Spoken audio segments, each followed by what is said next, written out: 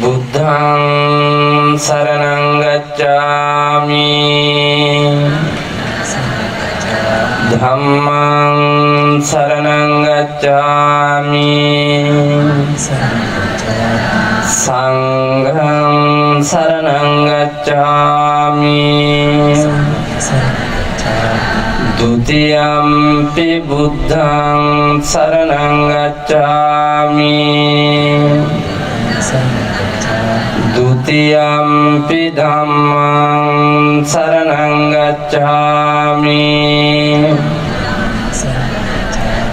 Dutiyampi Saṅgham saraṇaṃ gacchāmi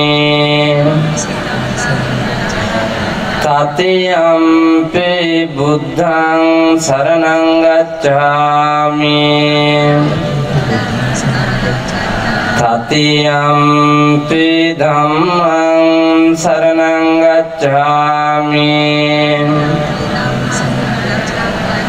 Tatiyampi Saṅgham saraṇaṃ gacchāmi Pāṇātipātā vēramaṇī sikkhapadam samadhiyāmi Adinādāna vēramaṇī sikkhapadam samadhiyāmi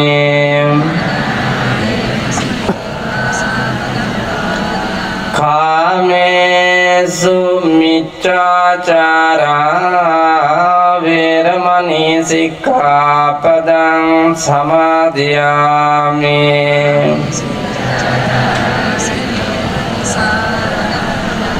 Musāvādā vēramaṇī sikkhapadam samadhiyāmi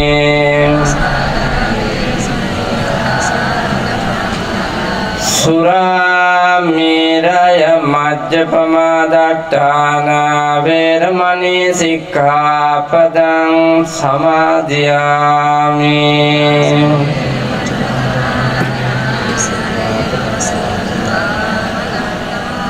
Sadhu කියන්න Samantā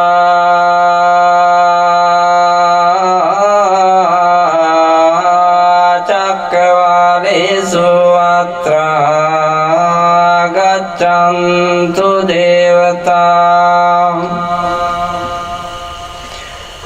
Saddhammaṃ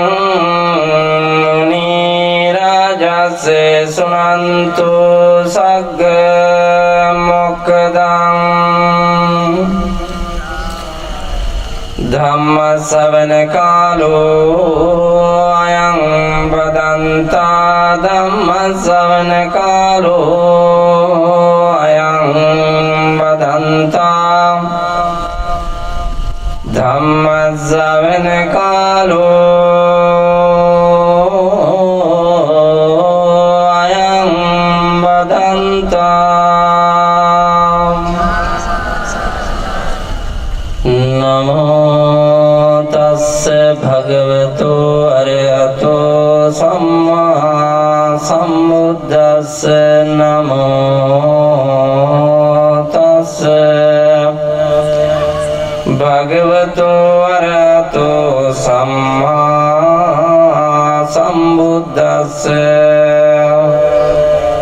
Namo tassa bhagavato arahato samma sambuddhassa Hayuppana jarantā vināsā madana Hasaṅyogā viyogantā matantā sajīvakāti මඩටුවම කොටසර ශ්‍රී පියංගලු රාජමහා විහාරාධිපති පරිවේනාධ්‍යක්ෂ අති ගෞරවනීය නායක මාහිම්පාණන් වහන්සේ වරප්‍රධාන පූජ්‍යතර මහා සංඝරුවනින් අවසරයි. කොටසර ශ්‍රී ප්‍රියංගලු රාජමහා විහාරස්ථානයේහි සතර පෙරවේ දායක කාරකාදීන් පෙරටු කරගෙන ශ්‍රී ලංකා ද්වීපයේහි දිස්ත්‍රික්ක දෙක තුනක් නියෝජනය කරමින් උතුරු මැද පළාතත් මධ්‍යම පළාතත් කියන දිස්ත්‍රික්ක දෙකත් ඒ වගේම හිත මිත්‍රාදීන් තවත් දිස්ත්‍රික්ක දෙක තුනක මගේ යාළුවෝ ඇවිල්ලා ඉන්න මේ ධම් සභා මණ්ඩපයට නන් ආයුරුන් සහභාගී වී ධර්ම ශ්‍රවණාභිලාෂයෙන් අසුන්ගෙන සිටින කාරුණික පින්වතුනි පින්වතිය ලෞතර අමාමෑණී බුදු පියාණන් වහන්සේ එක් දවසක සිරිමානම් ගණිකාවගේ මලකුණ සොහොන් කනත්තක් මත තබා වෙන්දේසි කළ. ඒ වෙන්දේසි කළ අවස්ථාවට සහභාගී වුණු රජවරු, රජ කුමාරවරු, සිටුවරු, සිටු කුමාරවරු ඇතුළු එවාකට ඒ පරිසරයේ හිටපු බොහෝ බැතිමතුන් මේ වාගේ ඇවිදilla ඒ සොහොන් කනත්තට එකතු වුණා. අර වෙන්දේසි කරන මල කඳ ගණිකාවගේ කවුරුත් ඉල්ලන්නේ මිලකට. අතීතයේ ඒ ගණිකාව ජීවත් වෙලා ඉද්දි සිටුවරු රජවරු, සිටු කුමාරවරු, රජ කුමාරවරු දහසින් බැඳි පියලි පූජා කරමින් ඒ ගණිකාව දවසින් දවස එකිනෙකා අතරේ විකුණුන මිලදී ගත්ත. නමුත් මරණයට ගිහිල්ලා කුණු යන මේ ශරීරයේ එදා වෙන්දේසි කළ වෙලාවේ කවුරුත් ගත්තේ නැහැ. ඒ වෙලාවේ බුදුරජාණන් වහන්සේ සොහොන් කනත්තේ සිට මේ ලෝකයේහි යථාර්ථය පිළිබඳව හැමතෙම උරුම වන මරණ ධර්මතාවය රජදරුවන් ඇතුළු සියලු රටවැසියන්ට අනුදැනවදාළ. ඒ උතුම් අවස්ථාව සිහිපත් කරන පින්වන්ත වෙලාවක් මේ වෙලාව. කොටසර ශ්‍රී ප්‍රියංගලු රාජමහා විහාරාධිපති අති ගෞරවනීය නායක හාමුදුරුවන් වහන්සේගේ අවවාද අනුශාසනා ලබා මේ කටයුත්ත සංවිධානය කරන වෙලාවේ නායක හාමුදුරුවෝ මට කතා කළා. මේ දරුවන්ට අවශ්‍ය අවවාද අනුශාසනා නායක හාමුදුරුවෝ ලබා දුන්නා. මං හිතන්නේ දරුවෝ මේ සුසාන භූමිය ලස්සනට මෙතන ඉන්න වැඩිහිටියෙක්වත් ජීවිතේටවත් දැකලා නැතුව ඇති මේ සුසාන භූමිය මෙච්චර රමණීය විදියට සුද්ධ වෙලා තියෙන දවසක්. මේ ඉන්න කිසි කෙනෙක් දැකලා නැහැ මේ සුසාන භූමිය මෙහෙම සෙනගක් එකතු වෙලා ඉන්න වෙලාව. ඒ ආවත් ඔබ එන්නේ කඳුළු පිරි නැතින් වියරු වැටුණු හිතින් වේදනාවෙන් පීඩිතවයි. ඒ වගේම තවත් බොහෝ දින මතින් පිරුණු මිනිසුන්ගෙන් මේ සොහොන් කනත්ත පිරීලා තියෙන්නේ නැති. ඒත් අද සුදු වතින් සරසුණු පින් කැමැති සිතුවිලි ඇතිව සත්පුරුෂ දැක්මකින් යුක්තව තමන්ගේ පෙර වැඩිහිටියෝ කුල දෙටුවෝ මිහිදන් කළ මිහි මඩලේ අසුන්ගෙන මේ මහා ධම් සභා මණ්ඩපය කරවා මියගිය සියලු නෑයෝ සමග අපි හැමතෙම ධර්ම දානමය මහා පුණ්‍ය කර්මය දායාද කරලා දෙන වෙලාව. පින්නතුනි ජීවිතයේ අලුත් අත්දැකීම් නව නිර්මාණ ඔස්සේ ජීවිතේ ඉදිරියට අරන් යන්න ඕන සත්පුරුෂ ගමනක. ඒක තමයි යථාර්ථවාදී විද්‍යාව. බුදුහාමුදුරුවෝ අනුදැන වදාරනවා ධම්සප්පවතුන් සූත්‍ර දේශනාවේදී ද්වේමේ භික්ඛවේ අන්තා පබ්බජිතේන න සේවිතබ්බා යෝ චායං කාමේසු කාම සුකල්ලිකානුයෝගෝ හීනෝ ගම්මෝ පෝතුජ්ජනිකෝ අනරියෝ අනත්ත සංහිතෝ කිය. මේ ලෝකේ මිනිස්සු ආශ්‍රය නොකළ යුතු අනුගමනය නොකළ යුතු අන්ත දෙකක් තියෙනවා.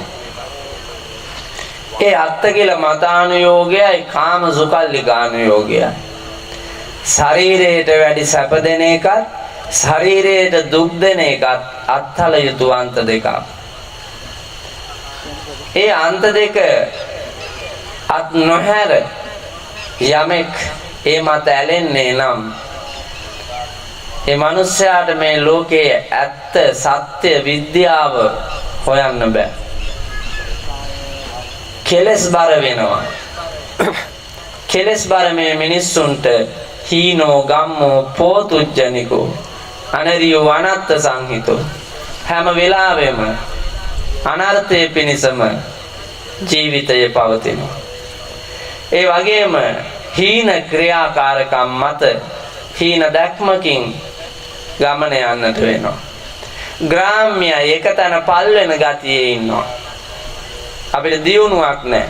ආධ්‍යාත්මීය වශයෙන් ඒ වගේම භෞතික වශයෙන් ලබන්න තියෙන දියුණුව ලබන්න බෑ. පෝතුජ්ජනිකෝ කෙලෙස් උපදවන ධර්මතාවලම පැටලෙනවා. අනරියෝ උතුම් ජීවිතයක් ලැබෙන්නේ නැහැ. වන්දනීය ජීවිතයක් ලැබෙන්නේ නැහැ. ආර්ය ජීවිතයක් ලැබෙන්නේ නැහැ. ඔබ අනාර්යයි. පිළිකුලට භාජනය වන ජීවිතයක් ඔබට ඉතුරු වෙනවා. අනත්ත සංහිතෝ හැම වෙලාවෙදීම අනර්ථයේ පිණිස කටයුතු කරන තැනට වැටෙනවා. ඒ නිසා මේ ප්‍රාථමික ධර්මතාවයන්ගෙන් අත මිදී ලෝතර බුදුරජාණන් වහන්සේ දේශනා කොට වදාළ අනුගමනය නොකළ යුතු අන්ත දෙක මැදින් ආර්ය අෂ්ටාංගික මාර්ගයේ මධ්‍යම ප්‍රතිපදාව ඔස්සේ යන්නට වීරිය කරන සත්පුරුෂයන් හැටියට අපේ විශ්‍රාමලත් සුමිත් පුතා කලක් සේවය කොට ශ්‍රී ලංකා යුද්ධ හමුදාවේ ආබාධිත වුණත් හිත ආබාධිත නැහැ. Tamanට මේ කාර්යභාරය කරන්න ආසා හිතිලා ගමේ මරණාධාර සමිතිය, කුලංගන සමිති, යෝන් සමිති, ගෞරවනීය විහාරස්ථානයේ කේන්ද්‍ර කරගත්ත දහම් පාසල බෞද්ධ සමිති, ගෞරවනීය අපේ නායක හාමුදුරුවන් වහන්සේගේ නිබඳ අවවාද අනුශාසනා ලැබමින් ඔබට මේ අවස්ථාව උදා කරලා දීලා තියෙනවා. පින්නතුනේ මේ අවස්ථාව විතර පින්වන්ත අවස්ථාවක් අය ඔබට නොලැබේ. හේතුව අපේ මරණය කියන්නට බෑනේ නේද? අපේ මරණය තව ස්වල්ප වේලාවකින්ද කියන්න බෑ.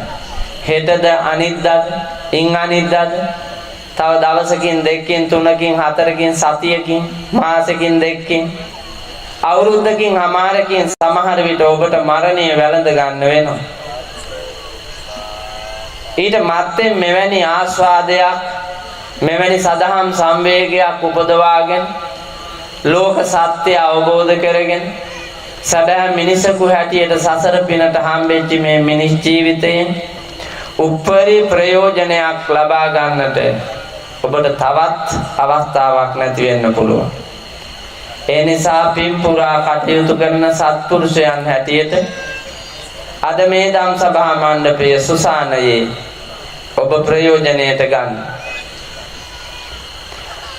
පින්වතුනි අපි නිතර බණ ඇහුවත් ගෞරවනීය අපේ නායක හාමුදුරුවන් වහන්සේ මූලික අනුශාසනාවේදී දේශනා කොට වදාළ පරිද්දෙන් ආර්ය කුලසිරිත හුරු පුරුදු කරගත් දේශාභිමානයෙන් ආගමාලයෙන් යුතු කෙලෙහි ගුණ දන්නා සත්පුරුෂයෝ හිගයි තමා අපේ රටේ. වැදූ අම්මාවවත් හරියට අඳුරන්නේ නැති, හැදූ තාත්තාවවත් හරියට අඳුරන්නේ නැති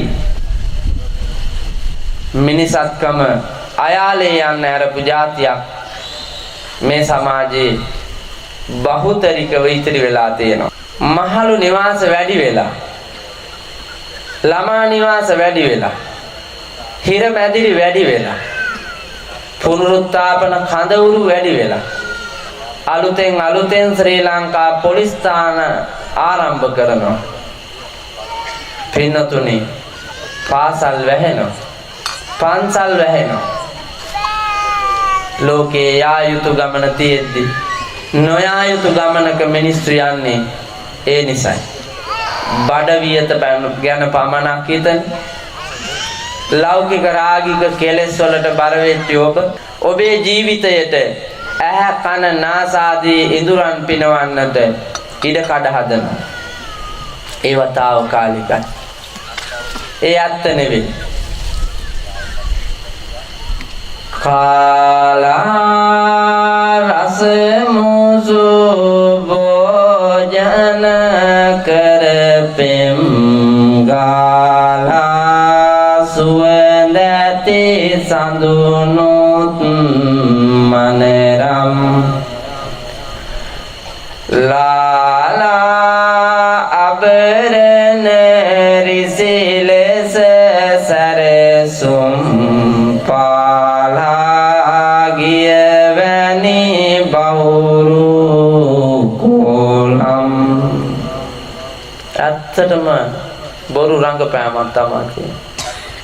කොලම් මේ අතංගේ ඔය ජීවිත දැන් නම් චුට්ටක් මට පේනවා මූණ. නැත්තම් කොල්ලෝ කට්ට කරුවලේ තියලා බණ කියන්නේ ඇදී අරුන්දලා. දැන් තමයි අර කොලම් වැඩිපුර පේන්නේ. අපේ නායක හාමුදුරුවනේ මෙවුන්දලා දිහා බැලූ බැල්මට හෙට නිවන් යයි වාගේ. සෝකනත්තේ ඉන්නේ. ජීවිතේ මෙනෙහි කරගෙන අපි ඔක්කොම අඩේ මේකේ තමයි වල දාන්නේ කියලා හිතාගෙන මේකට තමයි එන්න වෙන අවසාන තැන. ඉඩම් කඩම් අල්ලාගෙන වැටට මායිමට නියරට පොරබදන අපිට උරුම වෙන්නේ මේකමයි. ඒ උරුම වුණත් ටික දවසකට පමණයි. ඒ වලේ අපිට එකෙක් වල දානවා. මේක දීර්ඝ ඉතිහාසයක් තියෙන සෝංකනත් දඩු නායකතුමෝ මට කිව්වා මං ඉන්නෙත් වලක් උඩ. රම්බණ්ඩා වල දාපු එකේ පුතා මාස කිහිපයක් යනකොට ආයි කිරිබණ්ඩා වල දානවා. කිරිබණ්ඩාට ටික දවසයි එතන අයිති. කිරිබණ්ඩා දිරාපත් වේගෙන එනකොටම ඕන් ආපහු කපුරු බණ්ඩාගේ වල එතන හරලා ඒ මිනිහාට දෙනවා. අඩි 6ක කෑල්ලා. ඊට පස්සේ සිරිපාලට සමහර විට දයාවතීට ලීලට කමලට අර වල කී වාරයක් උරුම කරලා දීලා ඇද්ද. හිස් ලෝකේ තේරුම් ගන්න හොඳම තැන පුතා මෙතන. මේ කුණු වෙන දිරාපත් වෙන ලෝකේ තේරුම් ගන්න තියෙන හොඳම තැන මෙතන. මං හිතනවා බණක් අහන්න හොඳම තැන. අනිත් එක ඔයාත් මේ පළාතට එන්නෙත් නැහැ. මේ පළාතට එන්නේ අපේ අර වලදාපේ උන් අත ගහයි කියලා පුදුම බයක්. පුදුම බයක්. තමන්ගේ තාත්තා යකා කියලා කියනවා. දැන් ජීවත් වෙලා ඉඳිද්දි මෙවුන්දලාගේ තාත්තා මතක් කරලා බැන්නොත් තාත්තට නිඳා කෙරුවොත් අම්මට නිඳා කෙරුවොත් අපහාස කෙරුවොත් මරාගෙන මැරෙන්න තරම්. පිටමිනියේ බැන්නොත් මරණයෙන් පස්සේ හරි මෙවුන්දලාට හරියට කේන් තියෙනවා. හැබැයි ඒ ගෙදරම ඒ දරුවම අර මැරිච්ච උන්දා පෙරේතේ යකේ භූතේ කියලා කියනවා. අහන්නකො නැද්ද කියලා. එන්නේ මේ කනත්තට. අරුන්දා වල දැම්මාට පස්සේ ඉන්නේ තනියෙන් ගෙදර. බහින්නේ එළියට. අත්වල බැඳගෙන එළියට බහින්න පුතා. දැන් එනවනම් එන්නේ අම්මනේ. නේද? දැන් මැරිලා ගෙනහිලා වල දැම්මේ අම්මා එනවනම් එන්න වෙන්නේ අම්මානේ පුතා. ආයේ වෙන මොකෙක්වත් එයිද? නෑ නෑ අම්මාගේ භූතයා. තාත්තාගේ භූතයා. අත ගැහුවත් අම්මා. අත ගැහුවත් තාත්තා. හිතනවාද රිදවයි කියලා? නෑනේ පුතා. ඒතකොට ඔබමනේ අම්මා පෙරේතයා, අම්මා භූතයා, අම්මා යකා කියලා ඔබම කියලා ලෝකයාගෙන් ගෞරවය බලාපොරොත්තු වුණාට වැඩක් නැහැ. මම නම් බය පුතා මේ පණ පිටින් ඉන්නේ උන්ටමයි. මම බය පණ පිටින් ඉන්න අයට. ආන්නකො මේ නායක හඳුරුවන්ගේ. උන්වහන්සේට මලගිය ප්‍රාණකාරයෙක් කවදාවත් නිඳා කෙරුවද කියලා.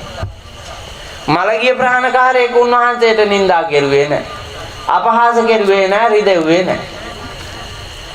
මලගිය ප්‍රාණකාරයෙක් මේ ජාතියට වින කෙරුවේ නැහැ. මේ ආගමට දහමට වින කෙරුවේ නැහැ. හෙළ සංස්කෘතියට විනයක් කෙරුවේ නැහැ. ඒ වගේම මේ ධම්සභා මණ්ඩපේ වාඩි වෙලා ඉන්න කවුරුවත් කාටවත් මං හිතනවා මලගිය ප්‍රාණකාරයෙක් ඇවිල්ලා අහිතක් කෙරුවේ නැහැ. ඔබට වැඩිපුර රිදෙව්වා නම්, අහිතක් කළා නම්, බාධා කළා නම්, නිന്ദා අපහාස කළා නම් ඒ සියල්ලම කළේ ඔබ අතරේම ඉන්න ඔබේම නෑයෙක්, යාළුවෙක්, මිත්‍රයෙක්, පරිසරයේ ඔබත් එක්ක ඉන්නා කෙනෙක්.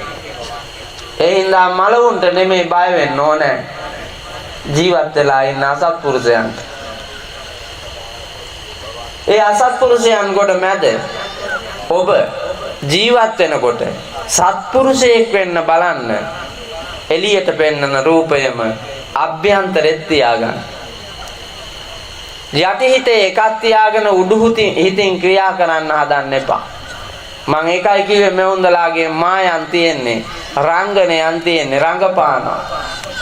කාලා බීලා ඇඳලා පැලඳලා නටලා ගයලා විඳින්න තියෙන රාගික කෙලෙස් බර ලෝකයේ සැප ඔක්කොම විඳින්න උත්සාහ කරනවා. මේ මරණ ධර්මතාවයේ තේරුම් අරගෙන නැහැ. සසරේ අනියත තේරුම් අරන් නැහැ. සසරේ දුක තේරුම් අරන් නැහැ. වෙස්වලාගෙන රංගපාන රංගනයක් පමණයි තියෙන්නේ. බලන්නකො නැද්ද කියලා. දැන් මේ මෙතන ඉන්න අය ඇඳුම් පැළඳුම් ඇඳලා ඉන්න ස්වරූපයෙන් නම් පින්වත් උපාසිකාවක්.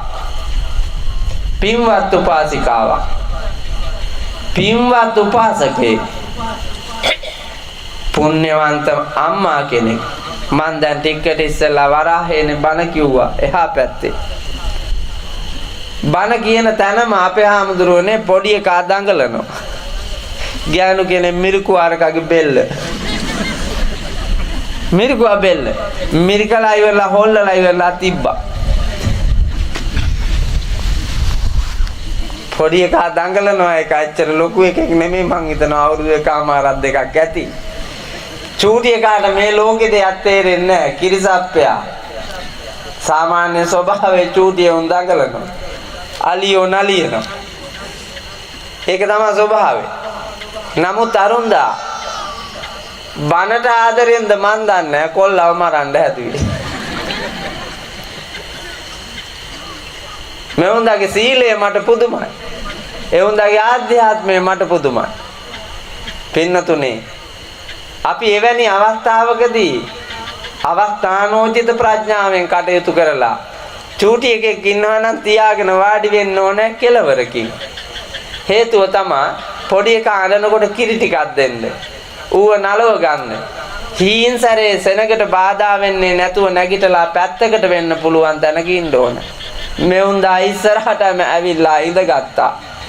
අර කා දඟලනවා හීලෑ කරන්නත් බෑ. බෙල්ල මිරිකුවා. ඒ අම්මා දැන් අපිට පේන්නේ වුණා අම්මා උපාසිකාව ඒ වගේම සද්ධර්මයේ ශ්‍රවණය කරන ශ්‍රාවිකාව රංගනේ අභ්‍යන්තරේ පුදුම ද්වේෂ සහගත හිතුවිල්ලක් තියෙන්න ඇතිනේ. ඒ වගේම තමයි නායක හඳුන්නේ මේ උන්දලා නා තාලේ භූමිකා ගෙව්වත් ඔයාලා හදවතින්ම අහලා බලන්නකෝ ඇත්තම අම්මාගේ චරිතය රංගපානවද? ඇත්තටම තාත්තාගේ චරිතය රංගපානවද? ඇත්තටම උපාසක උපාසිකා චරිතය රංගපානවද? ඇත්තටම මනුලොව මිනිසෙකුගේ චරිතය රංගපානවද කියලා හොඳට බලන්නකෝ. ඒකට සාධාරණයක් ඉෂ්ට කරලා නැහැනේ. ඔබ අසාධාරණයි. ඔබේ යටිහිතේ තියෙනවා ඔබේ ඇත්ත චරිතේ. මට කේන් තියෙනවා මම නපුරුකම් කරනවා මම වෛර කරනවා මම මගේ අම්මට සලකන්නේ තාත්තට සලකන්නේ මම මගේ බිරිඳට සලකන්නේ මම මගේ සැමියාට සලකන්නේ අපි ඇත්තටම මේ මවාගත්ත ලෝකයක තමයි ඉන්නේ කියලා ඔබේ හිත ඔබට කියනවා සංගවිච් චරිතය පිළිබඳව. ඒ නිසා පින්වතුනි මේ ධම්සභා මණ්ඩපේ කැඳවුවේ මේ සොහොන් කනත්තට ගෙනල්ලා මේක කරන්නට හිතුවේ. මීට පෙර මම අම්පාරේ උහන පැත්තේ ධර්මදේශනාවක් පැවැත්වුවා සොහොන් කනත්තේ. ඊට පස්සේ මම ඉපලෝගම සොහොන් කනත්තේ බණක් කිව්වා. මේ තුන්වෙනි සොහොන් කනත්තේ බණ ධර්මදේශනා 3ක් සොහොන් කනත්තෙම කිව්වා. මං ඉතා ප්‍රීතියෙන්ම කියපු බණ. මං ආස තැන මෙතන. මේ උන්දලා ඔක්කොම ගේන තැන. මේක දැනෙන්නට ඕනේ පිම් සිතුවිලි ඇති කරගෙන. අනිත් එක ඔක්කොම බය තැන. මෙතෙන්ට එන්න කැමති නැහැ. අද බලන්නකො පන්සලම තමයි. අද පන්සල නායක හඳුරු වැඩ ඉන්නවා. ආලපාල විහාරස්ථානවල ස්වාමීන් වහන්සේලා වැඩ ඉන්නවා. ධර්මදේශකයන්න් වහන්සේ නමක් වඩමවා ගත්තා. ඒ වගේම උපාසක උපාසිකාවෝ වෙනදාටත් වඩා පිරිතිරි ගිහිල්ලා ධම්සභා මණ්ඩපේ බලන්නකො රමණීයයි. මේ පිම්බිම නිර්මාණය කරලා එවැනි තැනක ඉඳගෙන බණක් කියන්න මාත් හරි වාසනාවන්තයි පින්නතුන්. ජීවිතේ තුරුණු වියේ පැහිච්ච වයසේ මහණ වුණත් මං වාසනාවන්තයි මෙවැනි ධම්සභා මණ්ඩපයක බණක් කියන්නට. බණ එකේ තියෙන ලාභයත් ඒකමයි. අපි පුංචි කාලේ අහපු බණ ගෞරවනීය අපේ හාමුදුරුවරුන්ගේ වැඩිහිටියන්ගෙන් ලැබපු අවවාද අනුශාසන අපේ නායක හාමුදුරුවෝ මතක් කළ මාගේ ගුරුමෑණි කෙනෙක් වන හැවන්තන්නේගම ගුණවතී ඉස්කෝලේ නෝනා මහත්මිය අපිට ආගම දහම ගැන උගන්වාපු ඉගැන්වීම මනුස්සකම ගැන කියලා දීපු හැටි හොඳට අවබෝධ කරගත්ත හින්දාම තමයි මව්පියන්ගේ අවසරයෙන් පැවිද්දට ආවේ. ඒ පැවිදි ජීවිතයේ ඇතුලේ මේ වාගේ තෘප්තිමත් අවස්ථා අපිට වින්දනය කරන්න ලැබෙන්නේ පින් කැමති සත්පුරුෂ කාරුණික උපාසකයෝ බෞද්ධ දරුවෝ මේ මිහිමඩලේ බිහිවීම නිසා. ගෞරවනීය නායක හාමුදුරුවන්ගේ අවවාද අනුශාසනා ලබන මේ මඩාටුගම කිතුල් හිටියාව ඒ වගේම හැවන්තන්නේගම මුරුංගාහිටි කන්ද මේ අවට තියෙන සියලුම ගම්මානයන්හි පිනැත්තෝ පින් කටයුත්තකට එකතු වෙන ගුණය අතිශයින්ම ප්‍රශංසනීයයි. ඒ උත්තරීතර සහභාගීත්වයේ ආධ්‍යාත්මයෙන්ම ලබා දෙමින් ඔබේ හෙට දවසත් හදා ගන්නා ගම ගමේ රටේ පරිසරයේ සැබෑ මිනිසෙකුව ජාත්‍යාලයෙන් යුතුව ආගමාලයෙන් යුතුව සංස්කෘතිය එකඟව ශ්‍රී ලංකා මෑණියන් වහන්සේගේ උදාර දරුවන් හැටියට ලංකා මාතාවට මෙහෙවරක් කොට මේ මිහිමඩලේ මිහි දම්වන්නට දැඩි අධිෂ්ඨානයක් තියාගන්න. ඒ වෙනුවෙන් තමයි මේ ධම්සභා මණ්ඩපය. මං හැමදාම ඔබට කියනවා අස්සුතං සුනාති සුතං පරියෝදපේති කං විතරති දිට්ඨින් උජුං කරෝති චිත්ත මස්ස පසීදති කියන ලාභ පහ හම්බ වෙනවා. අස්සුතං සුනාති නොඇසුවේ වහන්න හම්බ වෙනවා. ඒ හම්බ වෙනවා විතරක් නෙමෙයි සුනාත ධාරේත ඒක ධාරණය කර ගන්න හම්බ වෙනවා. නොඇසු දේවල් අහලා ඒක ධාරණය කර ගැනීමේ වාග්ය ඔබට ලැබෙනවා. අද මම මේ ධම්සභා මණ්ඩපයේදී ඔබට ජීවිත කාලයට අහපු නැති එකක් හරි කියනවා. අලුත් එකක්. සසර ගමන පිළිබඳව සසර බිය උපදවා ගන්නට පාපය පිළිබඳව ලැජ්ජා බය උපදින්නට කල යුතු නොකල යුතු දේ මොනවාදයි පෙන්වා දෙමින් මේ නොදත් ලෝකයේ ගැන දැනගන්නට යමක් එකතු කරන්නට මම මහන්සි ගන්නවා. සුතං පරියෝදපේති භාගයට දන්න ඒවා සම්පූර්ණ කරනවා. අපි භාගයට දන්න ඒවා වැඩි. හොඳට දන්න ඒවා අඩුයි. සියල්ලම පාහේ භාගයට තමයි. නේද පුත? හරියට දන්න ඒවා කොහෙද තියෙන්නේ? හරියට දන්න ඒවා හිග. ජීවිත කාලය ඇතුලේ බැලුවොත් අපි කරපු වැඩවල පූර්ණ භාවයක් නැහැ. මරණයෙන් සමුගෙන යන දවස වෙනකොටත් අපි භාගයට අරගෙන ගියපු ජීවිතයකින් තමයි සමුගෙන යන්නේ. මරණ මංචකයේදීත් ඔබ සසර ගමන නිවා කරන්න පූර්ණ වෙලා මැරෙන්නේ. සසර ගමන දිගු කරගෙන සමහර විට මැරේ. සසර ගමන සමහරු තරමක් කෙටි කරගනි. මා දකින්නේ වර්තමානයේ බහුතරයක් මායාකාරී ලෝකයේ සංසාර ගමන දික් කර ගන්නා එකයි වැඩිපුර සිදු කරනු ලබන. වාසනාව නැහැ එකතු වෙලා අපේ ජීවිතවල. ඒ නිසා නොදන්නා දේ ඉගෙන ගන්නා ගමන් භාගයට දන්නා ඒවා පූර්ණ කරගන්න මේ ධම්සභා මණ්ඩපය ඔබ ප්‍රයෝජනයට ගන්න.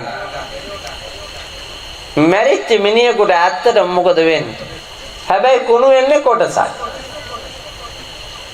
බුදුහාමුදුරුවෝ අනුදැන වදාරනවානේ මැරිලා ඉවරලා සසර ගමනට එකතු වෙන්නේ ඔහුත් නෙමෙයි ඔහු නොවන්නෙත් නෙමෙයි කියනවා. නච සෝ නච අඤ්ඤෝ. ඔහුත් නෙමෙයි ඔහු නොවන්නෙත් නෙමෙයි. නොවන්නෙත් නෙමෙයි කිව්වේ. එහෙනම් ඔහු වෙන්න එපා.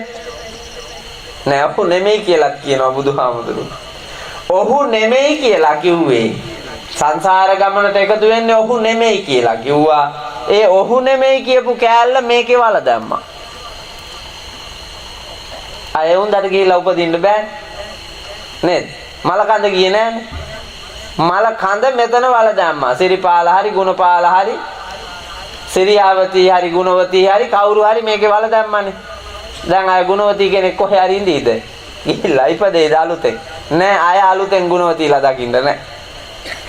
අලුතෙන් සිරිපාලලා නෑ. හැබැයි ඒ ශරීරය මත යපුණු යටි හිත මරණ මංචකයේදී පහල කරගත්ත බිඳුණු චුතිසිතත් එක්ක යනවා පුතා. අර ජීවිතය මිනිස් රූපය රාමුවක් කරගෙන ඇතුලේ ජීවත් වෙච්චි යටි හිත උපදවා ගන්නා ලද රැස් කර ගන්නා ලද කුසල අකුසල ශක්තියත් එක්කන් බිඳුණු චුතිසිතත් එක්ක කොහෙට හරි යනවා. නච සෝ කිව්වේ ඔහු නෙමෙයි. ඔහු වල දැම්මා. නච අඤ්ඤෝ වෙන කෙනෙකුත් නෙමෙයි කිව්වේ. අර බැඳිච්ච හිත ගිහිල්ලා වෙන තැනක උපදිනවා. ඒ වුණාට මෙවුන්දලා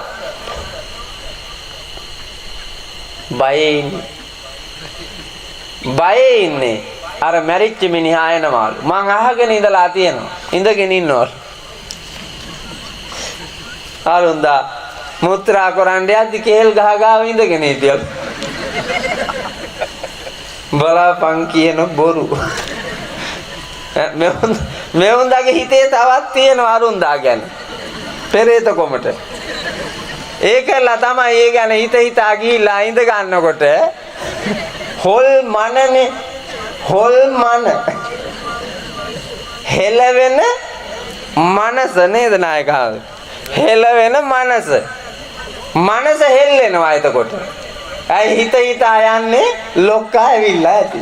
ලොක්කා ඇවිල්ලා ඇති කියා හිතා ගියාම අර හෙලවෙන මනසෙන් කේල් පන්රැල්ලා ගියාන්ත ලයිට් එළියේ පාවෙනකොටම ලොක්කා පැන්නා කියලා මෙවුන්දට හිතෙනවා. ඊට පස්සේ බය වෙනවා. බොරු මායාවක් නේ. මැරිච්ච මිනිහා ලොක්කා වල දැම්මා. චුතිසිත යන්න ගියා.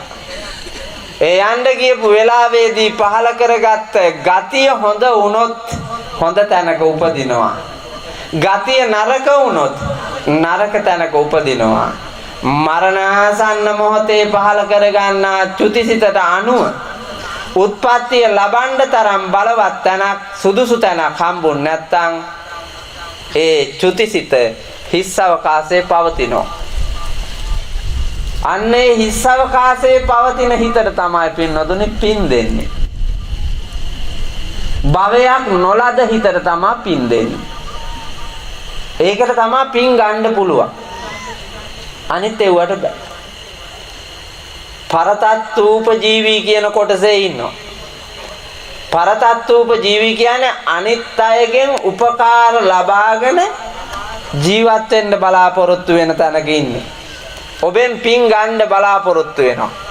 ඒ බලාපොරොත්තු වෙන පින ලැබුණාම අන්න යනවා වෙන භවයකට.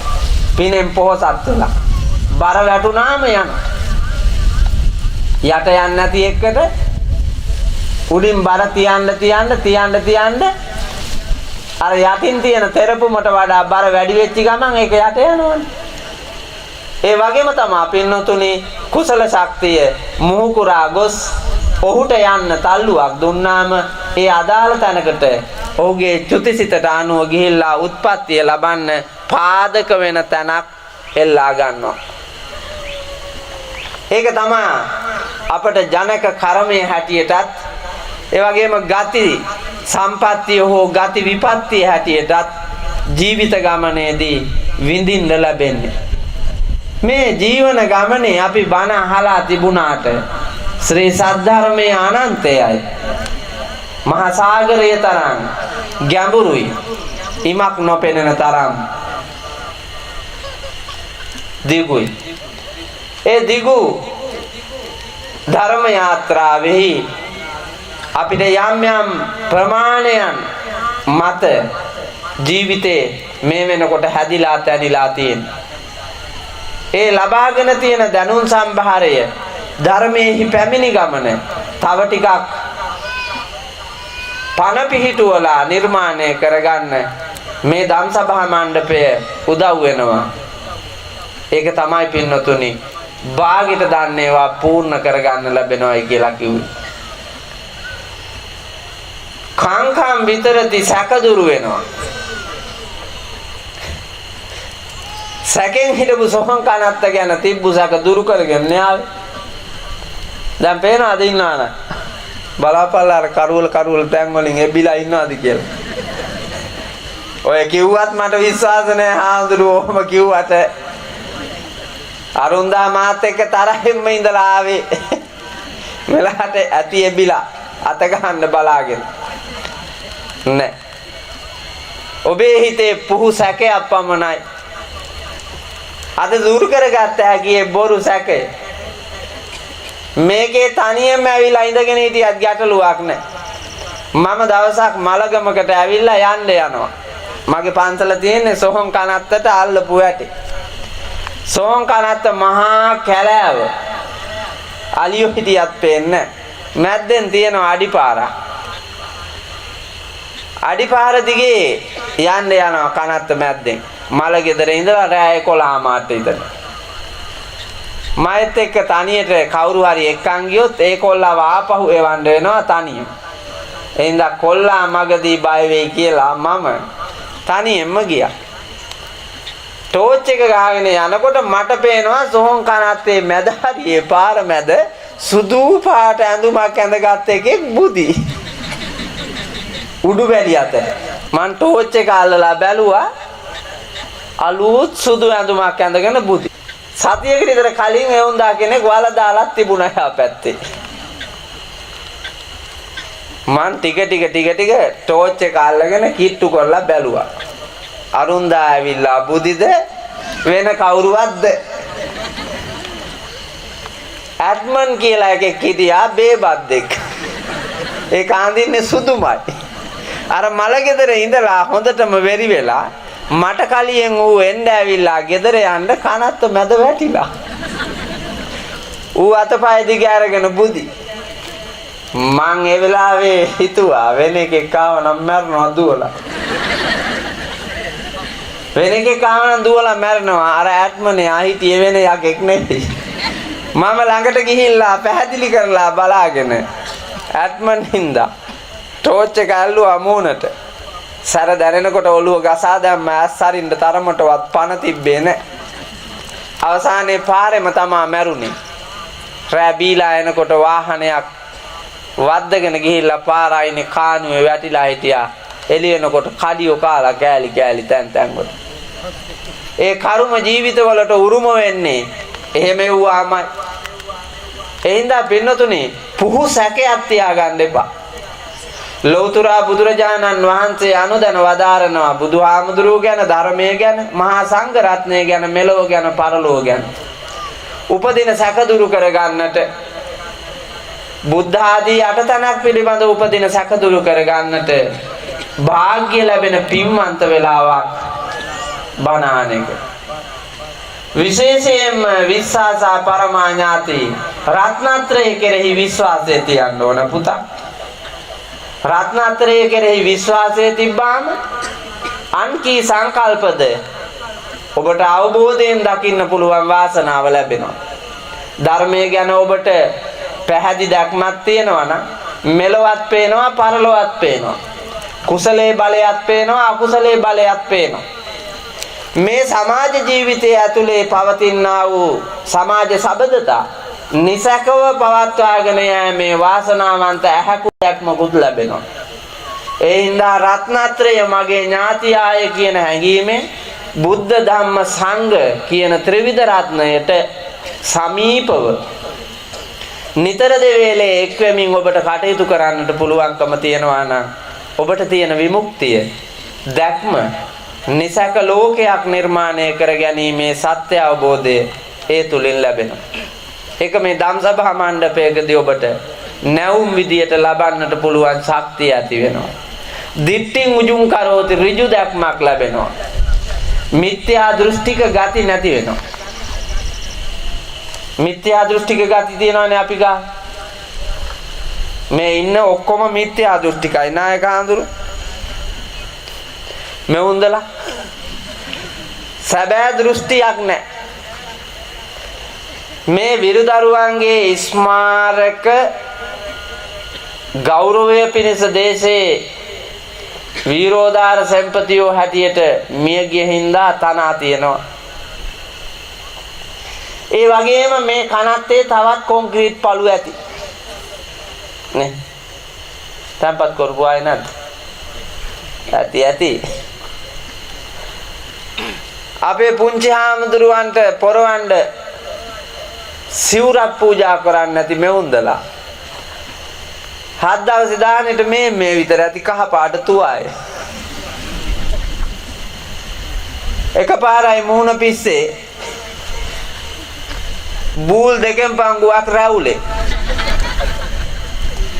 මෙවුන්දාගේ තුවාය බූල් දෙකෙන් පංගුවක් රැවුලේ අර පූජා හත් දවසේ දානෙට පූජා කරපු තුවාය මුළු දානෙටම වියදම් කරලා තියෙන්නේ පුතා රුපියල් 10000යි අරුන්දට ගියක් ඇදුවා කනත්තේ මෙවුන්දලා කොන්ක්‍රීට් දාලා ඒකට 20000යි ඒකට 20000 පුදුම ගොන්කොමක් නියක්වා පුදුම ගොන්කොම මේ කනත්තේ තැම්පත් කරපු අප්පලා ඔක්කොම මෝඩ තමයි මිත්‍යා දෘෂ්ටිකනේ එවුන්දට ඉන්නකන් සලකාපු ටික පුතා පින් සිද්ධ වෙන්න කණ්ඩ බොණ්ඩ අඳින්න බෙහෙත් ටික දීලා සැලකුවා නම් මැරුණට පස්සේ උන්දව ගෝණිය කොතලා ගෙනල්ලා මේ කනත්තේ වල දැම්මත් මයි පුතා තමා සම්‍යක් දෘෂ්ටිය තියෙන්නේ. එහෙම නැතුව අරුන්දා ජීවත් වෙලා ඉන්න කාලේදී අබමල් රේණුවක ඇල්මක් බැල්මක් නැතුව ඒ උන්දට උපස්ථානයක් නැතුව රැකවරණයක් ලබා දෙන්නේ නැතුව කණ්ඩ බොණ්ඩ දෙන්නේ නැතුව අඳින්න පළඳින්න දෙන්නේ නැතුව ඉන්න හරිහා මංගේයක් දොරක් ඇඳක් පුටුවක් දීලා නැතුව මැරුණට පස්සේ මල් මාලා දැම්මාට ඇති වැඩක් නැහැ. තොරණ බැඳාට ඇති වැඩක් නැහැ. කනත් ඒ ගඩොලෙන් බැඳලා කාමර හදලා එවුන්දාට වෙන් කරලා දුන්නාට ඇති පළක් නැහැ. ජීවත් වෙලා ඉන්න වෙලාවේ ඉපැයි සලකන්න. මේ මෙතන බලන්නකො ගිහිල්ලා දඹුල්ලේ මහලු නිවාසෙට. දරුවෝ හදාපු අම්මලයි තාත්තලයි නොයින්. කිතුල්ලිටියාවේ අය නැතුව ඇති. මේ සතර පෙරුවේ දායක කාරක ආදීන්ගේ අය නැතුව ඇති. නමුත් අපේ රටේම මහලු නිවාස තියෙනවා පුතා 100 ගානක්. මහලු නිවාස 100 ගානක්.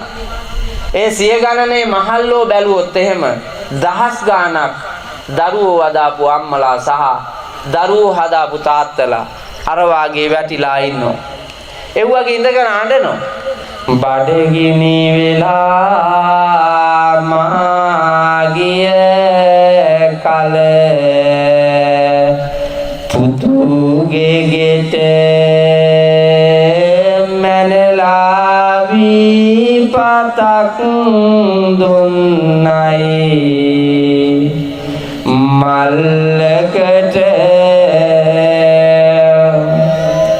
ගන්ධෝ නොගන්ධෝ කියලා හිතුනි මට මැනලද පුතේ කිරේ දුන්නේ මං උඹට අරගේට වුණා කියම්මලා ඔක්කොම ඇඬුවා. උන්දලාට අතීතේ මතක් වෙන්නේ නැහැ.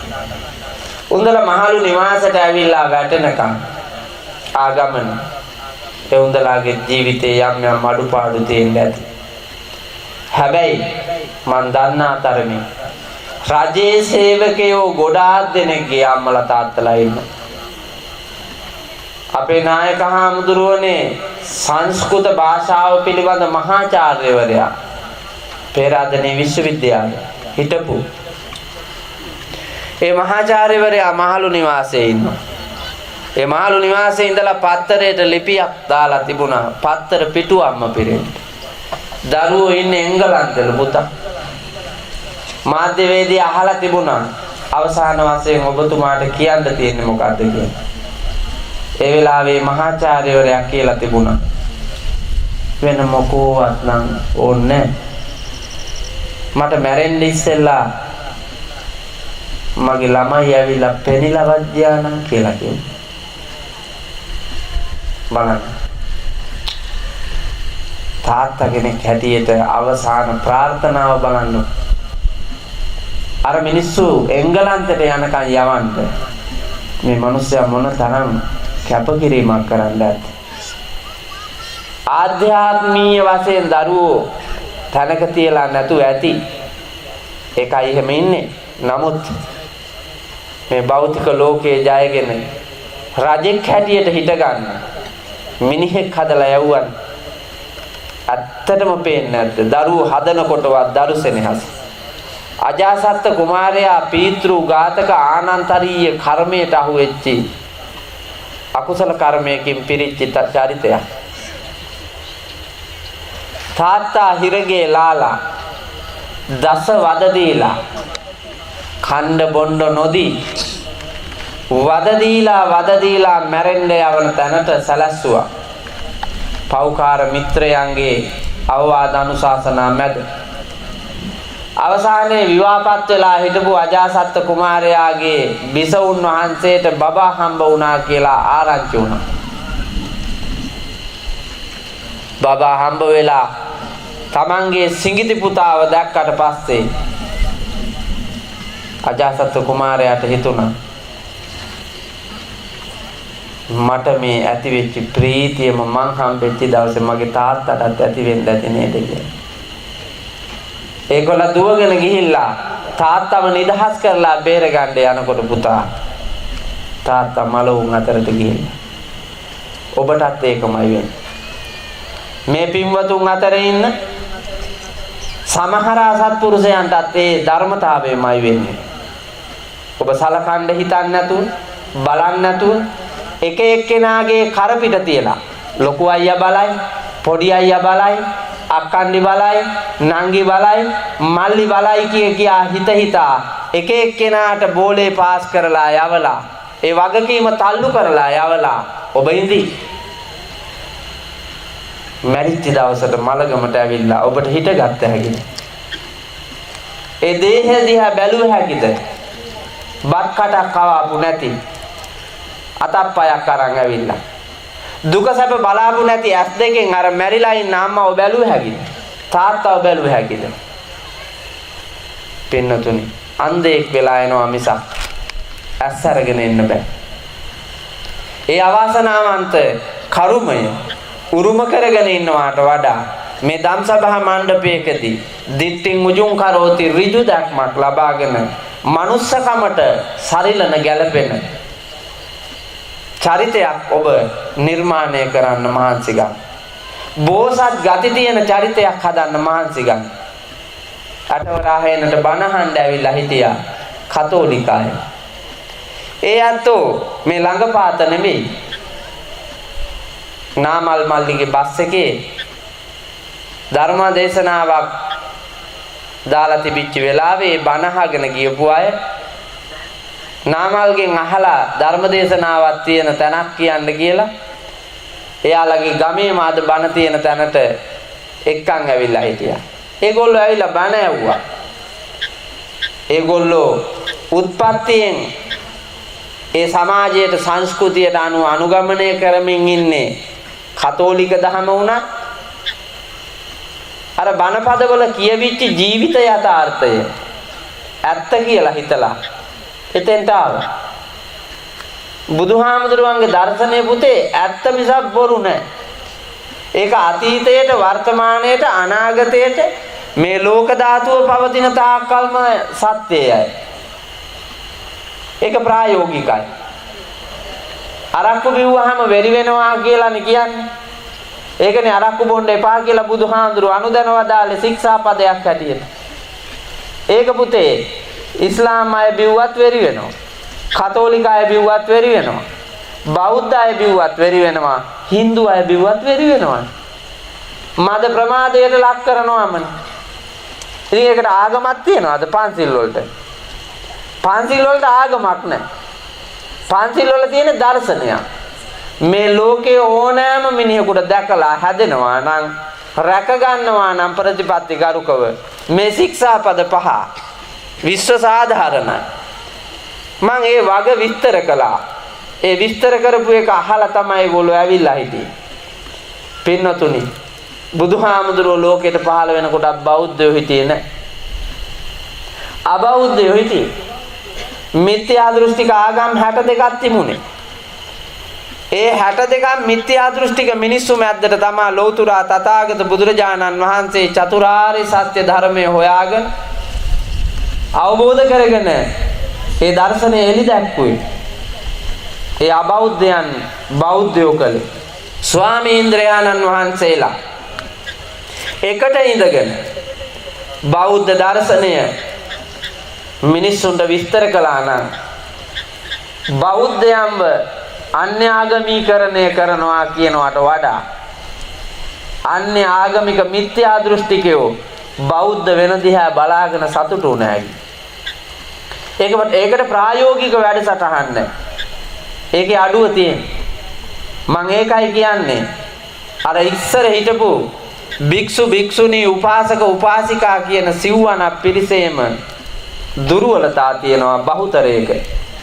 තමන්ගේ සමාජ වගකීම භූමිකාවේ වගකීම ඉෂ්ට වෙන්න සම්‍යක් දෘෂ්ටිය නැ ඍජු දැක්ම නැ.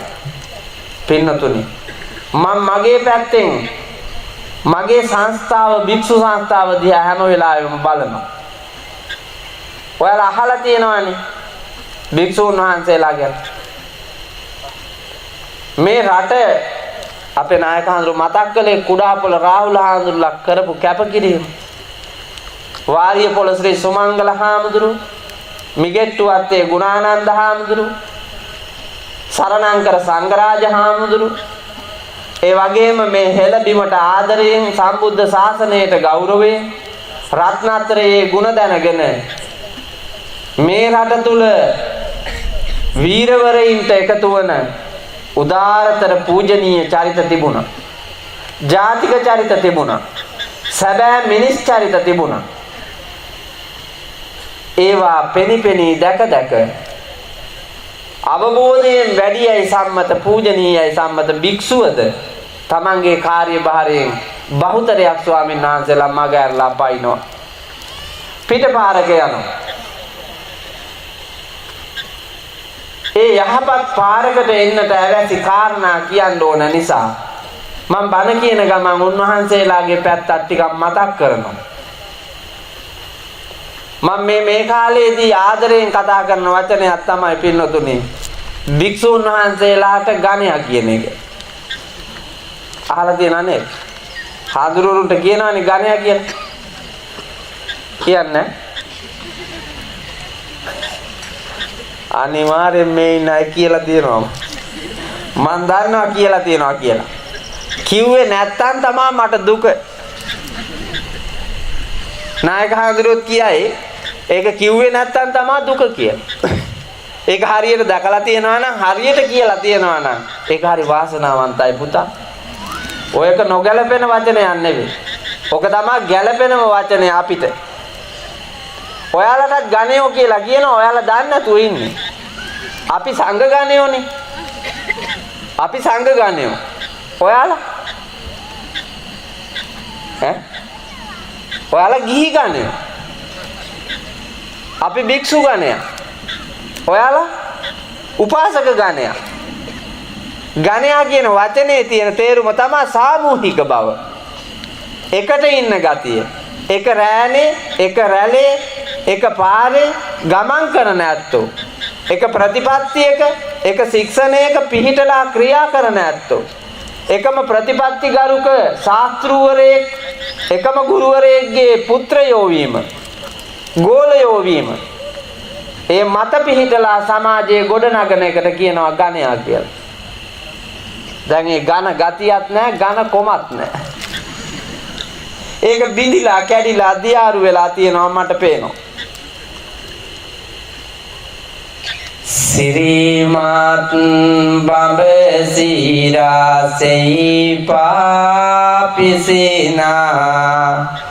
සරියුත් මහා මුගලම් පිළිවෙලිනා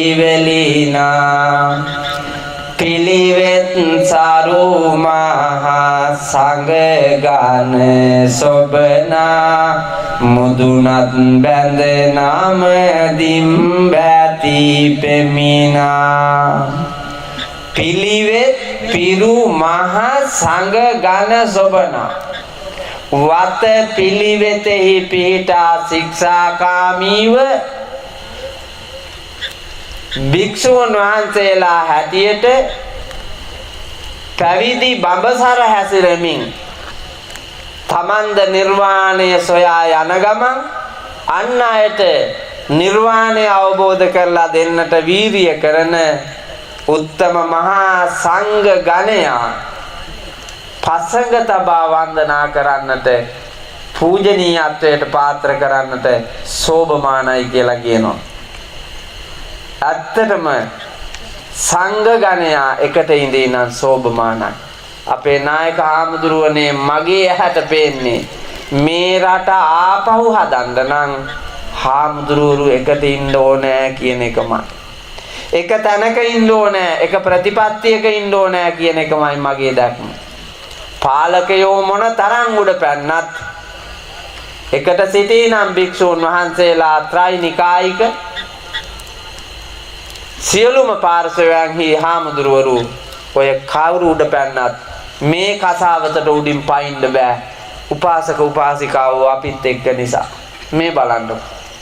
සොහොන් කනත්තට වරෙව් කියලා කිව්වහමත් එනවනේ අප්ප. මේ මහ රැහැක අපි ඉන්නවා. අපිත් එක්ක සොහොන් කනත් එයිමු කියලා.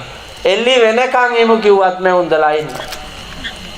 ඒ තරම් තවත් තියෙනවා පුතා මේ කසාවතත් එක්ක බැඳුණු බැම්ම. ඒක කැඩිලා නැහැ. paludu වෙලා නැහැ. පුංචි තිත් වැටිලා තියෙනවා පැහැයට. ඒවා ටික වෙනස් කරගෙන සුන්දර ගමනක් යන්නට නැගී හිටින්නට පුළුවන්. මේ ලෝකයේ ඉන්න ශක්තිමත්ම ජව සම්පන්න පිරිස තමයි භික්ෂූන් වහන්සේලා. එයින්ද ඒ දැක්ම ඍජු දැක්ම ගිහි පැවිදි අපි ඔක්කොටම මෙලොව සතුටට පරලොව සතුටට සදාකාලික නිර්වාණ ධාතුවෙන් සැනසීම ලැබීමේ මහා ප්‍රඥෙකු වීමේ දැක්මට හේතුවක් වෙනවා ධම්සභා මණ්ඩපය. ඒ උතුම් ලාභේ ලබන අපි චිත්තමස්ස පසීදති මෙලොව ජීවිතේ සතුටත් පරලොව ජීවිතේ සතුටත් සදාකාලික සතුට නැමැති අමා මහ නිවනින් සැනසීම ලැබීමේ වාග්යත් ලබන්නට පුළුවන් උත්තම දායාදයක් මේ ධම්සභා මණ්ඩපයේදී අද ලබනවා. ඒ උතුම් ලාභය ලබන්නට වරම් ඇති පරිශ්‍රයක් මේ පිනතියන් සියලු දෙනාටමත් නමින් ජන්මාන්තරගත වී මේ මිහි මඩලේ මිහිදන් වුණු යම් කුල දෙටුවෝ ප්‍රමාණයක්ද හැම දෙනාටමත් එකම සද්ධර්ම මණ්ඩපයකදීම හේතු වාසනා වේවා වෙත්වා වෙම්වා කියන උත්තරීතර දැක්ම ඇතුව සාදු කියලා ප්‍රාර්ථනා කරමින් බණ අහන්න ලෑස්ති වෙන්න. මම වෙනදා පාන්සකුලයකට කියන බණක්මයි කියන්න හදන්නේ. දැන් අද කවුද මැරිලා ඉන්නේ? ගොඩාක් මලගිය ඥාතීන් තියාගෙන සිය ගානක් මලගිය ඥාතීන් තියාගෙන මං අද කියන්න හදන්නේ අඬන් නැති සිනාමුසු මුහුණේ ප්‍රිය මනාපව සදහැති සිතින් ඉන්න පිරිසකට අද තමා මලගදරක කියන බණ කියන්න හොඳම වෙලාව. වෙනදා මෙවුන්දලා රෙදි බාගෙට ගලවාගෙන කොණ්ඩ කඩාගෙන හොටු කඳුළු පෙරාගෙන මල කඳ ගාව තල් මහා දිගා කෙරුවා වාගේ. ගෑනු එවුන්දලාට දුක ආඳුරු අනිත්‍ය ප්‍රතිසංයුක්ත ගාථා සජ්ජායනය කරලා බණ කියනවා. මෙවුන්දලා තල් මහා දිගා ඇරියා තව. අර හාඳුරු බොලන් හාමුදුරු ගාවට එනවාද මෙහෙම හාමුදුරු වඩා හිඳුවලා මෙවුන්දලා අර කාමරවල පිළිවෙලට හිටියේ.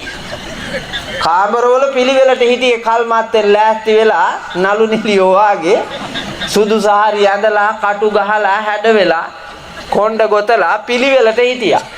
දැන් අර මිනිහ උස්සන්න ඕන්න මෙන්න කියනකොටම රතිඤ්ඤා දානකොට මෙවුන්දලා පැන්න සාලෙට පැනලා දැන් අර ඇවිල්ලා ඉන්න හතර වරිගයක නෑයන්ට පේන්න පන්සලේ හාඳුරුවන්ට පේන්න මෙවුන්දලාගේ දුක කියනවා.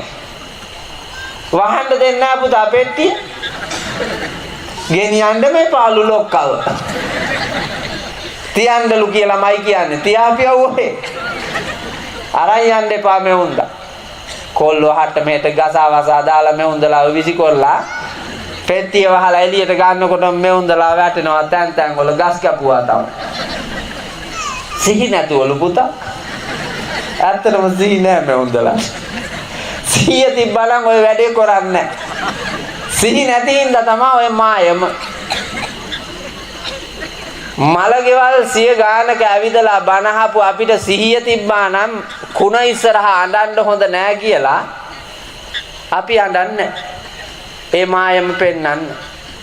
නමුත් මෙවුන්දලා ආතන වැටිලා අර ඇඳගෙන හිටපු රෙදි අරුන් ආහාරයෙන් මෙහෙන් ඇදලා උස්සන්න හදලා මෙවුන්දලා විශ්ව හැකිද බලන් කාලා තෙල දාලා අර මැරිච්චි ලොක්කාගේ නම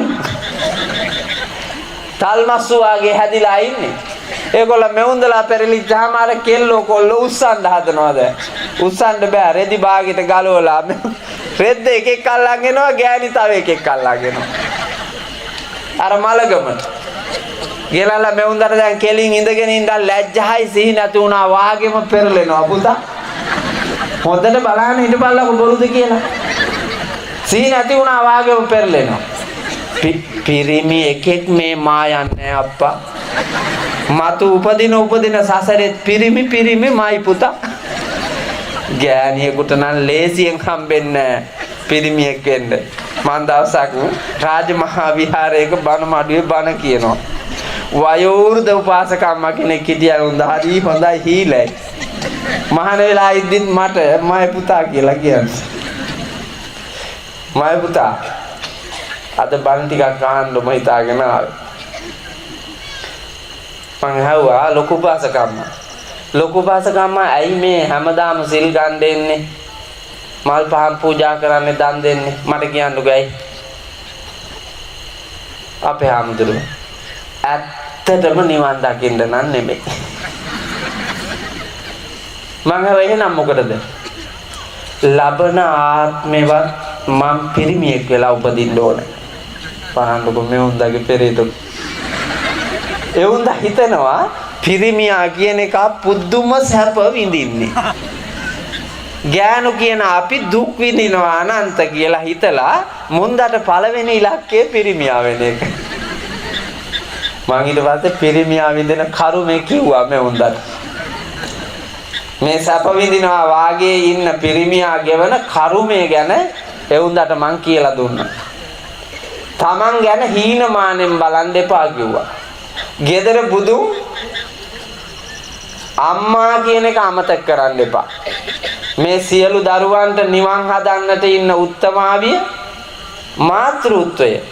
ඒ උන්දාගේ මේ ආටෝපිත සාටෝපිත අහංකාර මෝඩ ගමන දරු පරම්පරාවත් අපාගාමී කරගෙන තමනුත් අපායට මඟ තනා ගන්නවා. ඒ හින්දා එතෙන්ට වැටෙන්නේ නැතුව යන්න කියලා මම මතක් කළා. ඒත් මේ උන්දලා කවවත් හැදෙන්නේ නැතුව වැරදි ගමනක යනවා. ඒ නිසාම තමයි මං අද අඬන අයට නෙමෙයි බණ කියන්නේ. අද ප්‍රීතියෙන් ඉන්න අයට බණ කියන්නේ. හැබැයි මලගමක් තියාගෙන. මිනි එකක් ගාව ඔබ දෙකක් ගාව ඉඳගෙන ආපු බණට මිනි 100 ගාණක් උඩ ඉඳගෙන ඔබ අද බණ අහන්න. මේ හැම මේකේ තියෙන හැම වැලි කැටයකම පුතා ඕජාව මිශ්‍ර වෙලා තියෙනවා. මියගිය ඥාතීන්ගේ රුධිරය තියෙනවා. මියගිය ඥාතීන්ගේ අර කුණු වෙච්ච මාංශ පේශි මෙව්වාගේ කලවම් වෙලා ওই වැලි අතරේ තියෙනවා. මේ පල්ලෙහා වෙල්ලේ ආය මැද්දෙන් ගලන ඔය ලිං වල ඇලදොල වල තියෙන ජල උල්පත් වලට එකතු වෙච්චි මේ අත්තන්ගේ රුධිරය පෙරීගෙන ගිහිල්ලා ආපහු දියරේ වෙලා සිසිල් වන්නවා අපි බොන්නේ මිය ගියපු ඥාතීන්ගේ රුධිරය. මේ හුස්ම ගන්න වාතලයේ තියෙන සියලුම සුසුම ඒ මිය යන වෙලාවේ මේ මිහිතලයට මුදාහරපු හුස්ම මේ වාතලයට එකතු වෙලා තියෙන්නේ පුතා.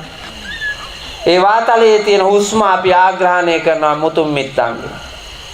මේ හැම වැලි කැටයක් ගානෙම තියෙන ඒ මාංශ පේශි ඇටලේ මස්නහර අපි මේ මිහි මඩලේ අනමින් පොඩි කරමින් ප්‍රයෝජනයට ගනිමින් ඒ මත දරාගෙන ජීවත් වෙනවා. ඒ දාමතක නොකොට ඒ මියගිය ඥාතීන්ට පින් දෙන්නට මේ ධම්සභා මණ්ඩපයේ කැඳවා ඔබ මලගමක ඉන්නවා සේ සිතා මම මේ මලගමකට කියන බණ අද කියන්න හදන්නේ හා යොබ්බනා ජරා අන්තා හා විනාසා මහද්දන හා සංයෝගා වියෝගන්තා හා මතන්තා සජීවකා හා යොබ්බනා ජරා අන්තා මේ හැමෝගෙම යෞවන භාවය අපච්චිලාට මතකද තරුණ කාලේ මේ සොහනට ආවා. මෙතන ඉන්න වයසක අපච්චිලාට මතක ඇති ඔවුන්දලාගේ අත්තප්පලාව කරේ තියාගෙන මේ සෝන් කන අතර ගෙනල්ලා වල දානවා තරුණ කාලේ. දැන් අපච්චිලා ඒ තරුණ ජවයෙන් මිනි කර තියාගෙන ඇවිල්ලා වල දාලා ගියපු මෙවුන්දලාට දැන් වෙලා තියෙන දේ බලන්න. ඒ උන්දලා ඇකිලිලා රැලි වැටිලා හේබාලා වේලිලා අර කරේ තියාගෙන ආපු උන්දා ගානටම ඇවිල්ලා යොබ්බනා ජරාන්ත. යෝන් බව ජරාව විසින් විනාශ කරලා දානවා. ජරාව කිව්වේ මොනවා ජරාව කිව්වේ? අර ගන්න ජරාව නෙමෙයි. මොකක්ද එහෙනම් ජරාව කිව්වේ? අසුචිද?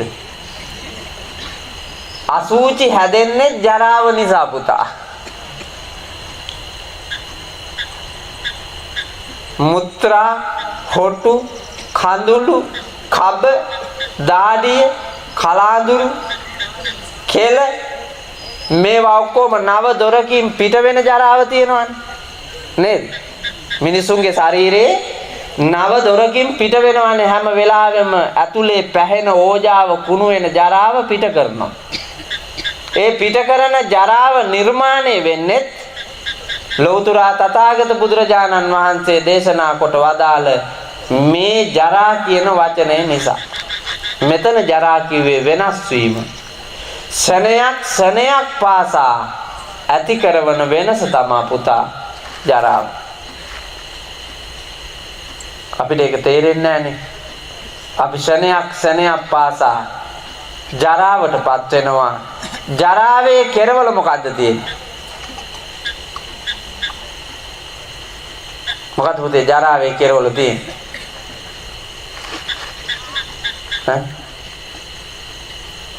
ව්‍යාධිය ලෙඩ වෙනවා. අපිරිසිදුව ඉන්නකො බලන්න ගොඩාක් අපිරිසිදු වෙච්චාම ලෙඩ හැදෙනවා.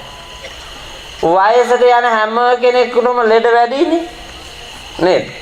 දැන් ඔයාලට උනත් ඉස්සර තිබුණු කායික නිරෝගී භාවය දැන් තියෙනවද? නෑ මොන පිස්සුද? මේ මෙතන ඉන්න අය බොහොම අමාරුවෙන් ඉන්නේ මන් දන්නවා. දැන් ඊළඟට නැගිටින්න ගියපුවම වහු පැටවු තමයි.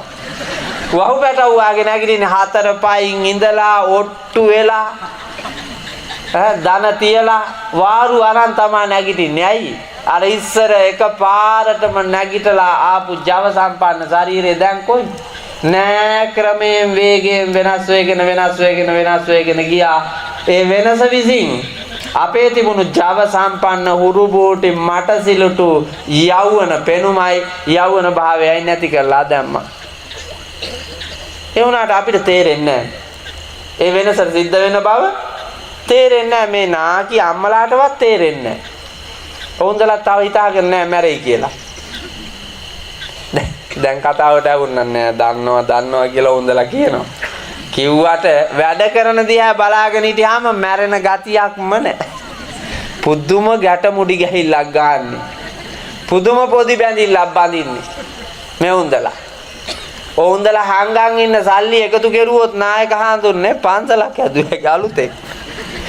අලුතෙන් පන්සලක් හදන්න පුළුවන් මේ උන්දලා හංගලා තියෙන සල්ලි. වහංගගෙන ඉන්න සල්ලි. ඇයි යනකොට අරන් යන්නේ?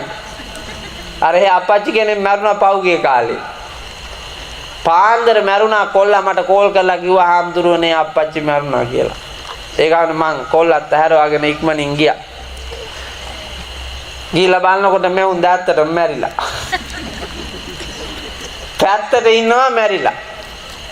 මං ඉතින් ඇඟට අත තියලා බලලා මැරිලා කියලා ඔළුවත් අත ගාලා මරණ පරීක්ෂක මහත්තයාට කෝල් කරලා කිව්වා. එවුන් දාවා. එවුන් ඇවිල්ලා ඉවරලා දැන් 5ට විතර ඇති ඒ වෙලාවේ. අරුන්දාව පෙරළුවා මැරිලා ඉන්නේ කෙනා උඩු බැලිය අතට. පෙරලලා ඉවර වෙලා ඇඟිලි මාපට ඇඟිලි දෙක කකුලෙත් බැඳලා නිකටටත් තල්ලට යටින් රෙදිපටියක් දාලා බැඳලා එවුන් දාපහු කටාරි කියලා. තල්ලට යටින් රෙදිපටියක් දාලා බැඳලා අතේ ඇඟිලි මෙහෙම එකට අල්ලලා බඳින්න කියලා ගත්ත අත් දෙක. ඒ උන්ද එකක් මිට මොලවාගෙන ඉන්නවා. මැරිලත් එකක් මිට මොලවාගෙන. මහෞෂධ පඬිතුයෝ වගේ බලපන්. මිට මොලවාගෙන ඉන්නවා අතාරින්න. මහෞෂධ පඬිතුයෝ ඉපදෙනකොට මිට මොලවාන ආවේ මෙවුන්දා මැරෙනකොට මිට මොලවාගෙන. ඒ ගමන කොර්නෙල් මහත්තයා ඇඟිලි ටික බලහත්කාරයෙන් මෙහෙම දිගැල්ල බලනවා.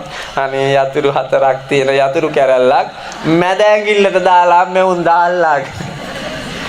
අල්ලාගෙන මැරිලානේ දෙන්න නැතුව අරක. ඒ ගමන කොර්නෙල් අප්පච්චි මෙහෙම ඇද්දලා අරගෙන ගලවලා මේක තියාගන්න. මේක මේ හොඳගේ පෙට්ටියට දාපිය කෙරවලට. යන තැන කොහේ හරි දොරක් ඇති ලොක්කට අරගන්න. ඒකයි ඔක තියාගෙන හිටියේ කියලා කිව්වා. කතාව ඇත්ත. මේ හොඳලා අපායට යන දොර අරින්න මේ හොඳලා තියාගත්තා යතුරු. අවසානයේ ඒක අරගෙන කොල්ලන්ට යතුරු දීලා තොපිච්ච යනවා නම් ඒ දොරට මේකෙන් අරගෙන වරෙව් කියලා උන්ද කල් තියා ගියා දොර අරගෙන අපායට. එහෙම දුෂ්ට ගති තියෙනවා පුතා. මරණ මංචකේ වෙනකම් අතාරින්නේ නැහැ ලෝකේ. එහෙම අතාරින්න නැතුව ඉන්න මිනිසුන්ට පුතා සසර ගමන දුරයි, දුකයි, වේදනාවක්. ඒක තේරුම් ගන්න තියෙන හොඳ වෙලාවක් තමයි මිනිහෙක් මැරෙන වෙලාව. ඔයාලා කාලා බීලා නටලා දඟලලා සෙල්ලම් කරන දවසක් කරගත්තාට මලකඳ තියාගෙන ඒක තමයි ජීවිතේ දකින්න දවස. නමුත් බලන්නකො. ඔයාලගේ ගමේ මලගයක් වෙච්චාම බලන්න මොනතරම් සමිති සමාගම් තිබ්බත් ඒ මලගම ඇතුලේ තියනවාද විධිමත් ආධ්‍යාත්මීය ප්‍රතිපත්තිකරුක ආගමික බව. වටිනා සංස්කෘතික බව. ඒක ඇතුලේ නෑනේ පුතා. නෑ. මේ මෑත ඉතිහාසයක මම දැක්කේ මේ මායාකාරී ලෝකේ. මගුල් ගෙවල්මයි මල ගෙදර. ලොක්කා මැරිලා උඩු අතට මෙවුන් කනවා බාල්. බුපේ තියලා එන යාළුවන්ට බුපේ සෙට් වල පුතා. මෙවුන් එන්නේ කාලා ප්‍රීති වෙලා යන්න අර යාළුවාගේ තාත්තා මැරිච්ච එකට. යාළුවාට තියෙන පීඩනය අඩු කරලා දුක වේදනාව නැති කරලා අර මල ගෙදර තියෙන අඩුපහඩුකම් ටික බලලා යහතින් ඒ අවසාන කටයුතු ටික ආධ්‍යාත්මයෙන් කරන්න දිරිය දෙන්න එපා.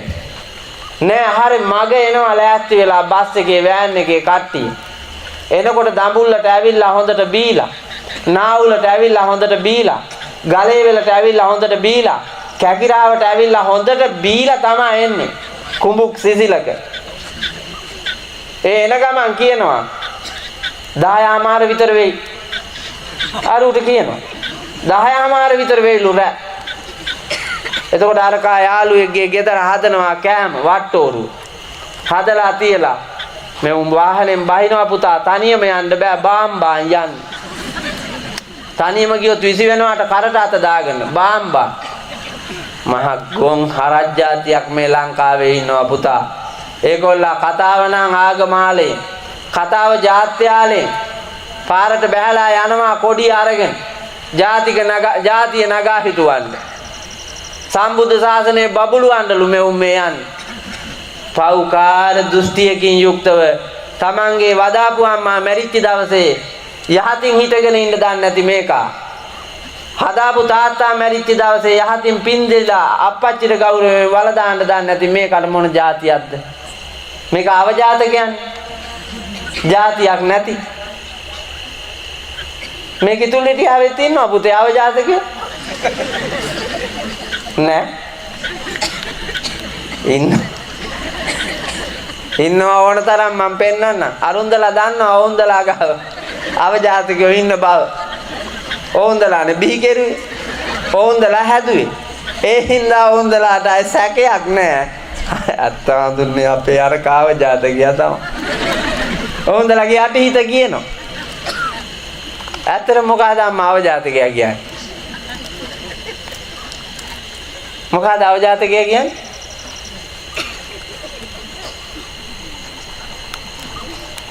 ලැජ්ජයි වයි කියන්නේ. ලැජ්ජ වෙන්න දෙයක් නැහැ. ඒක බුදුහාඳුරෝ දේශනා කොට වදාළ ශ්‍රී දර්ශනයේ තියෙනවා සහජාත, අතිජාත, අවජාත. මේ ලෝකයේ බිහි වෙන මිනිස්සු අතර හැදෙන අය ඉන්නවා මේ ಜಾති තුනේ.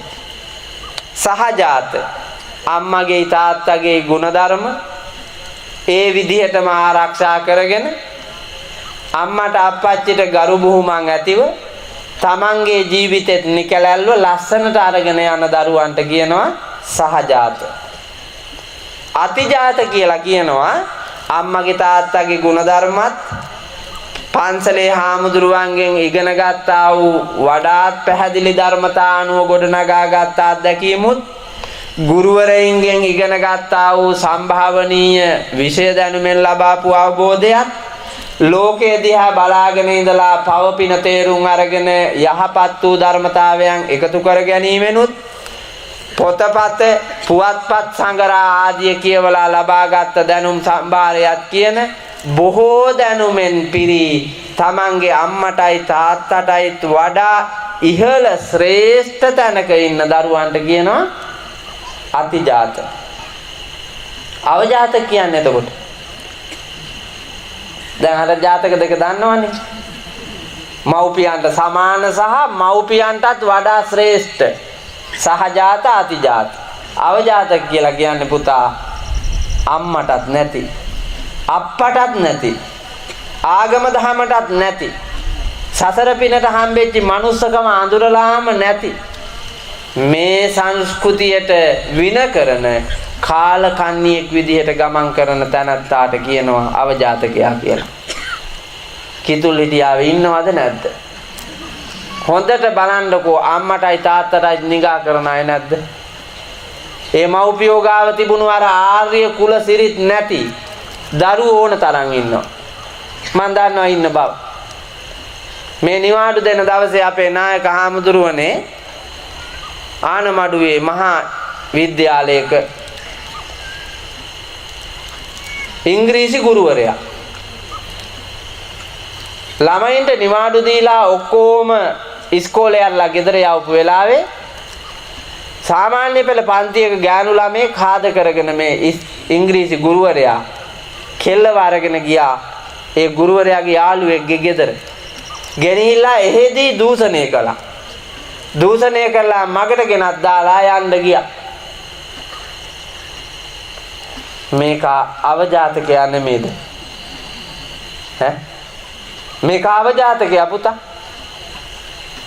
මිනිහා හිතුවා නීරස වූ නීච ලෝකේ රසයි කියලා හිතලා විඳලා ඒකෙන් තෘප්තියක් ලබාගෙන ජීවිතය ගෙවන්න. සෝබා දහමට නොවන අවනත ලෝවේ කිසිවක් නැහැ. එදා සෙනෙහෙන් නොබැඳුනා නම් මෙදා වියුවක් නැහැ. පෙරේතකමට අර තිබිච්ච රාගික ආසාවට ඇති කරගත්ත ඇල්ම බැල්ම හින්දා මේකා දැන් පුත්තලමේ බන්ධනාගාරේ ඉන්නේ. පුත්තලමේ බන්ධනාගාරේ. කෙල්ල පරිවාස බාරේ. ඒකිටත් නායක හඳුනේ කුලප්පුව තිබිලා තියෙනවා. නැති වෙන්න විදිහක් නැහැ. අවුරුදු 16යි නේ වයස. එතකොට අම්මට කිව්වෙත් නැහැ. තාත්තට කිව්වෙත් නැහැ. ගුරුවරියෙකුට කිව්වෙත් නැහැ. ගුරුවරියකට කිව්වෙත් නැහැ. තමන්ගේ යෙහෙළියෙකුට යහළුවෙකුට කියන්නෙත් නැතුව අරුත් එක්ක රහසිගතව යන්න තිබිච්ච හේතුව. ඒකිටද කුලප්පුව තිබ්බා පුතා. ඒ තිබ්බ හින්දා තමන් දැන් පරිවාසෙ. පරිවාසයට වැටුණා කියලා කියන්නේ පුතා මුහුදට වැටුණා වාගේ තමයි. අයිමක් කොමක් නැහැ. ඒකෙත් හම්බෙන්නේ හිරිහැර. මං දැක්කා සැරයක් දෙසරයක් තුන් සැරයක් පරිවාස බාරේ හිටපු ළමයිව විකුණලා. පරිවාස බාරේ හිටපු ළමයිව විකුණලා. මේ මාගේ